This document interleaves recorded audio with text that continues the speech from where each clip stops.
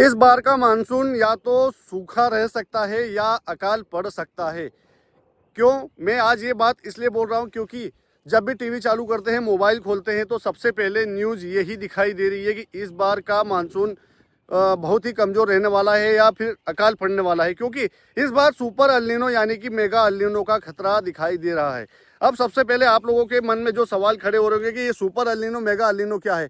Super El Niño mega El Niño का अर्थ होता है जब पृथ्वी का तापमान बहुत ज़्यादा बढ़ जाता है और जो सूर्य की किरणें हैं जब पानी के ऊपर गिरती है किसी समुद्र के ऊपर, तो भाप बनकर ऊपर जाती है, ऊपर एक लेयर बन जाती है जिससे वो वहाँ पर आसमान तक नहीं जाती है और उससे जो गर्माहट है वो ज़्यादा होती है।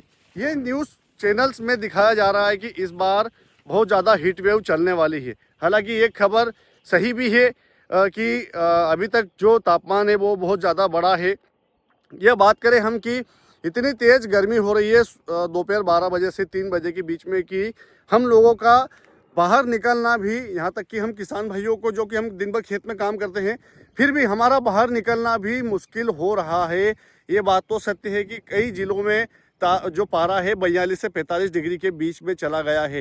हीट वेव की जो लगातार कोशिश है वो लगातार संभावनाएं बढ़ती जा रही है। एक सर्वे हुआ है पूरे विश्व की तरफ से कि इस बार का जो तापमान है वो सबसे ज़्यादा कहाँ रिकॉर्ड हुआ है, तो चौंककर आपको हैरानी होगी, जानकर हैरानी होगी कि जो 20 देश जो पूरे विश्व में 20 जो ज़िले हैं अलग अलग देशों के जिनमें नाम लिखे गए थे कि कहाँ पर कितना तापमान रहा, तो आपको जानकर हैरानी होगी कि इस बार 19 जो शहर हैं, प्रमुख 19 शहर, उनमें भारत के जो शहर है उनका नाम दर्ज किया गया है जहाँ पर सबसे ज़्यादा तापमान देखा गया है। पूरे विश्व में सबसे ज़्यादा तापमान भारत का होना हम लोगों के लिए बहुत बड़ी चुनौती है।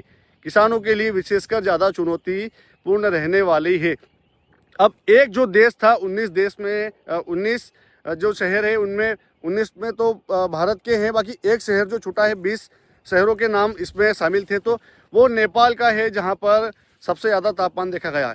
हम लोगों के लिए बहुत ही चिंताजनक है कि क्या हमारे देश में, इतनी विकासशील देश में इतना जो तापमान है वो बढ़ रहा है। इसका जो कारण है यदि देखा जाए तो पेड़ों की अंधाधुंध कटाई, या बात करें बदलते मौसम के क्लाइमेट का, या फिर बात करें हम कि जो विकास के नाम पर पेड़ों को काटा जा रहा है और सीमेंट कंक्रीट लगातार बिछाई जा रही है रोडों के ऊपर, वो सबसे ज़्यादा जिम्मेदार है। प्रदूषण का स्तर जो है कंपनियों की वजह से होता है। अभी किसानों के नाम का ठिकरा फोड़ा जा रहा था कि पराली जलाए तो किसानों ने प्रदूषण कर दिया। सबसे ज़्यादा प्रदूषण कंपनियां या फैक्ट्रियां करती है, ये बात 100% सही है। अब जो सुपर अल्नीनो की मैंने बात बताई थी, इसका प्रभाव जो सोशल मीडिया पे आप लोगों ने कई रिपोर्ट देखी होगी कि क्या इस बार मानसून सूखा रहने वाला। 1877 की बात करें हम तो लाखों लोग मारे गए थे सुपर अल्नीनो आने के कारण। तो क्या वही गतिविधियां इस बार फिर दिखाई दे रही है? तो किसान भाइयों, मैं आपको बता दूं कि 1877 में लाखों लोग चीन में मारे गए थे। भारत में भी 1877 में लू भीषण गर्मी के कारण हजारों की संख्या में मौतें हुई थी, ये बात सत्य है। तो इस बार क्या वापस वही गतिविधियां होने वाली है? तो मैं इस संदर्भ में अभी कुछ भी कहना जल्दबाजी होगी, पर ये तो ज़रूर तय है कि इस बार का मानसून शुरुआती दौर में कमज़ोर रह सकता है, ये मेरी रिपोर्ट है। पर आगे जाकर मानसून में चेंजेस हो सकता है, ये भी मैं अभी से आप लोगों को बता दूं, क्योंकि जो मानसून है वो भारत में प्रवेश करेगा, मध्य प्रदेश की बात कर लें हम तो मध्य प्रदेश में प्रवेश करेगा जो जून का आखिरी सप्ताह है, यानी कि 20 जून के बाद में भारत में मध्य प्रदेश में मानसून आने वाला है। अब 20 जून के बाद में मानसून जब आएगा तो मानसून आने के बाद में शुरुआती दौर में बारिश आप लोगों को कम दिखाई देगी। हो सकता है पेचेस में, टुकड़ों में बारिश हो सकता है इंदौर में हो जाए, उज्जैन में ना हो, या उज्जैन में हो जाए तो रतलाम, मंदसौर, नीमच या फिर खंडवा, खरगोन या फिर शहडोल, अनूपपुर, मंडला, डिंडोरी, टिकमगढ़ में ना हो। परंतु एक हफ्ते में ये मानसून मतलब 30 जून तक पूरे मध्य प्रदेश को कवर करेगा, ऐसी एनालिसिस मेरे डाटा सेंटर में दिखाई दे रही है। मतलब 25 से 30 जून के बीच में पूरा मध्य प्रदेश अच्छी खासी बारिश देखेगा, जिससे सोयाबीन की बुआई हम कर सकते हैं। अब एक बात ये भी तय है कि जब जून में आ रहा है तो जून और जुलाई इनमें बारिश सामान्यतः कम ही रहने वाली है, किंतु जैसे ही हम अगस्त में प्रवेश करेंगे तो धीरे धीरे मानसून उग्र होगा, तेज होगा, अब इतना भी तेज़ नहीं होगा कि बाढ़ आ जाएगी। मध्य प्रदेश की बात कर रहा हूँ, बाकी जो राज्य है वहाँ पर तो बाढ़ आती जाती रहती है, जो मुंबई वगैरह है, महाराष्ट्र है। परंतु जो मध्य प्रदेश के सभी जिलों की बात बताऊं तो हम जैसे ही अगस्त में प्रवेश करेंगे तो धीरे धीरे हर हफ्ते बारिश की गतिविधियां मध्य प्रदेश में बढ़ेगी। मतलब पर्याप्त जो आपकी सोयाबीन की फसल है या फिर मक्का की फसल है या फिर आपका धान की फसल है, पर्याप्त रूप से बारिश होती रहेगी। परंतु 20 अगस्त के बाद में बारिश अपना असली रंग दिखाने वाली है। मतलब 20 अगस्त के बाद में जो बारिश है उसकी गतिविधियां बढ़ोतरी होगी। सीधे तौर पे स्पष्ट भाषा में, साइंस की भाषा को न समझाते हुए मैं शुद्ध अपनी भाषा में समझाऊं तो 20 अगस्त के बाद में आपको बारिश की गतिविधियों में बढ़ोतरी देखने को मिलेगी। ये मेरा एनालिसिस है, किसी का सहमत होना ना होना जरूरी नहीं है। 20 अगस्त के बाद में जो बारिश की गतिविधियां हैं वो बढ़ेगी। नदी नाले जो खाली है आपके पड़े रहेंगे, वो लगभग भरने की कंडीशन उस समय दिखाई दे रही है कि 20 अगस्त से लेकर अगस्त के बाद में जो अगला महीना आता है सितंबर का, मतलब मोटे मोटे तौर पर 20 से 25 दिन में इतनी बारिश हो जाएगी कि जो कई जिलों में सामान्य बारिश का आंकड़ा छू सकता है, ऐसी संभावनाएं हैं। और कुछ क्षेत्र जो छूट जाएंगे।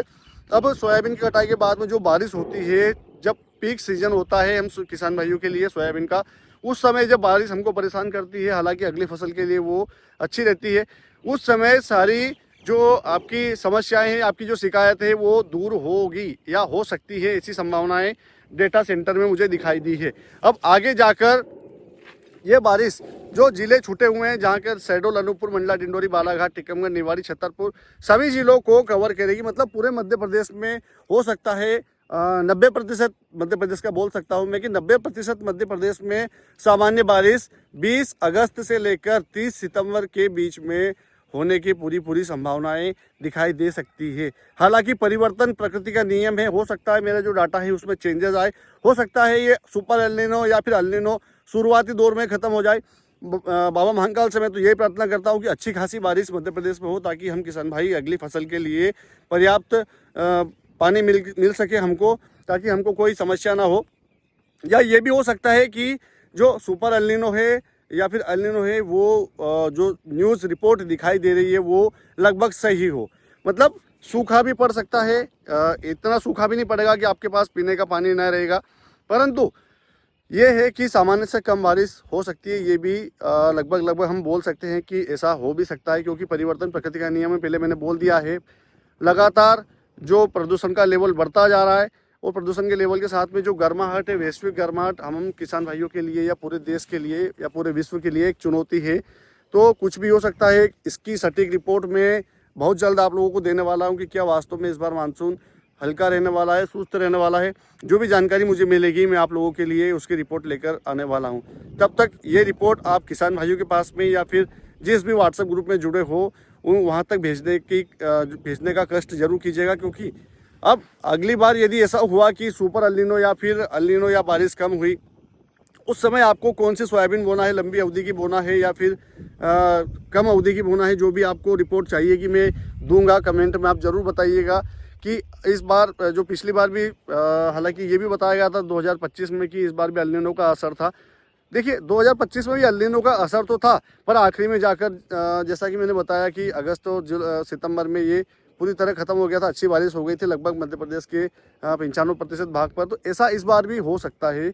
अब मैं पूरी जैसा ही मेरे पास डाटा सेंटर से रिपोर्ट आएगी, मैं आप लोगों के लिए सटीक रिपोर्ट लेकर आने वाला हूँ। तब तक इस वीडियो को अपने किसान भाइयों तक आप ज़रूर भेजिएगा।